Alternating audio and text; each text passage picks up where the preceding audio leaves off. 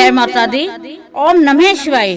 श्रावण महात्म्य की कथा चल रही है, जिसमें हमने पहले 3 अध्याय कर चुके हैं और आज हम चौथे अध्याय का श्रवण कर रहे हैं, जिसके श्रवण मात्र से हमारे सभी कष्टों का अंत होगा। ईश्वर ने सनत कुमार जी से कहा कि हे सनत कुमार, धारण पारण व्रत को मैं कहूँगा, उसे आप सुनो। पूर्व प्रतिपदा तिथि को पुण्य वाहक कराकर मेरे प्रसन्न करने के लिए धारण पारण व्रत का संकल्प करें। धारण में उपवास तथा पारण में भोजन विहित है। व्रत करने वाला प्राणी मास की समाप्ति में उद्यापन करे। प्रथम श्रावण मास की समाप्ति में कीर्तन पुण्य हवाचन कराकर हे मानद आचार्य और अन्य ब्राह्मणों का वर्ण करे। पार्वती शंकर की प्रतिमा को घट के ऊपर स्थापित कर रात में भक्ति द्वारा अर्चन करे। रात में प्राण का श्रवण कीर्तन आदि द्वारा जागे। सुबह को अग्नि रखकर हवन करे और महामृत्युंजय मंत्र से तिल और चावल की आहुति दे। वाम देवाय विद्महे महादेवाय धीमहि तन्नो रुद्र प्रचोदयात्, इससे घृत तथा चावल की आहुति दे। षड अक्षर ओम नमः शिवाय मंत्र से खीर की आहुति दे। फिर पूर्ण आहुति होम कर शेष कार्य समाप्त करे। ब्राह्मणों को भोजन कराकर आचार्य का अर्चन करे। हे महाभाग, इस तरह व्रत को करने मात्र से ब्रह्म हत्या आदि पातकों से मुक्त हो जाता है, इसमें संदेह नहीं है। हे मुने, अब आदर पूर्वक श्रावण मास में उपवास की विधि सुनिए। स्त्री या पुरुष इस व्रत के लिए संयम आत्मा एवं जितेंद्रिय होकर प्रतिपदा तिथि को सुबह व्रत का संकल्प करे। अमावस्या के रोज लोक शंकर वृषध्वज भगवान शंकर का 16 उपचार से अर्चन करे। ब्राह्मणों का वस्त्र अलंकार आदि द्वारा पूजन करे। यथाशक्ति भोजन कराकर प्रणाम कर विसर्जन करे। इस तरह मास उपवास का व्रत मुझे प्रतिदायक है। 1 लाख संख्या वाली रुद्रवर्ती विधि करे। सादर रुई द्वारा निर्मित 11 बत्ती बनावे। मुझे प्रीति वाली वे बत्तियां रुद्रवर्ती नाम से कही जाती हैं। श्रावण मास के प्रथम रोज से विधि संकल्प करें। श्रावण मास में देवों के देव महादेव हैं। भक्ति में उस गौरीश की 1 लाख बत्ती से आरती करूंगा। यह संकल्प कर रोज 1000 बत्ती द्वारा अर्चन करें। समाप्ति पर 71,000 बत्ती से आरती करें या रोज 3 सहस्र बत्ती द्वारा आरती करें। अंतिम दिन 13 सहस्र बत्ती द्वारा आरती करें या एक ही रोज 1 लाख रुद्रवती को प्रज्वलित करें। संसार के स्वामी महादेव का अर्चन कर कथा सुने। सनत कुमार ने भगवान शंकर से कहा कि हे देव, मुझ पर दया कर। इस व्रत के प्रभाव तथा किसने इस व्रत को किया, उद्यापन की विधि इस व्रत की क्या है, यह मुझसे कहो। भगवान शंकर ने सनत कुमार जी से कहा कि हे ब्रह्मपुत्र, आप अवश्य इस बात को सुने। ये व्रतों में श्रेष्ठ रुद्रवर्ती व्रत महान पुण्यप्रद है तथा संपूर्ण उपद्रव को नाश करता है। प्रीति तथा सौभाग्य देने वाला है। पुत्र पौत्र तथा समृद्धि को देने वाला है।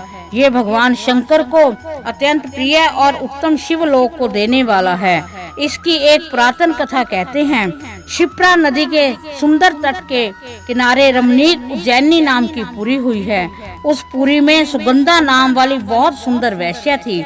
उस सुगंधा ने युवा पुरुषों तथा कई ब्राह्मणों के धर्म भ्रष्ट किए। बारंबार बहुत से राजा तथा राजकुमारों को नग्न किया। उनके आभूषण आदि ग्रहण कर धिक्कार दे उस वैश्या ने उन्हें निकाल दिया। इस प्रकार उस सुगंधा ने बहुत से आदमियों को लूटा। उस वैश्या के शरीर की सुगंध 1 कोस तक सुगंधित होती रहती थी। पृथ्वी पर उसके रूप लावण्य तथा कांति की ख्याति थी।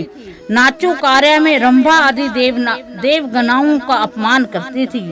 पैर की चाल से पद पद पर हंसती तथा हंसों की चाल की हंसी उड़ाया करती थी। कौतुकवश किसी समय वह वैश्या भुक्ति तथा कटाक्षों के काम वान को त्यागती हुई क्षिप्रा नदी गई। वहां उसने सब और ऋषियों से युक्त क्षिप्रा नदी को देखा। कुछ ब्राह्मण ध्यान में संलग्न, कुछ जप में लीन, कुछ शिवाचरण में और कुछ विष्णु अर्चन में संलग्न थे। हे महामुनि, उन सबों के मध्य उसने ऋषि वशिष्ठ को देखा। उनके दर्शन मात्र के प्रभाव से उस वैश्य की धर्म में वृद्धि हो गई। जीवन तथा विषयों से मन हट गया। उसने विवश हो मुनि श्रेष्ठ वशिष्ठ को बारंबार प्रणाम कर सब पाप कर्मों के नाश का उपाय पूछा। सुगंधा ने कहा कि हे अनाथनाथ, हे विशेंद्र, हे योगी, मैंने बहुत पाप किए हैं। हे प्रभु, आप उन संपूर्ण पाप नाश उपाय को कहें।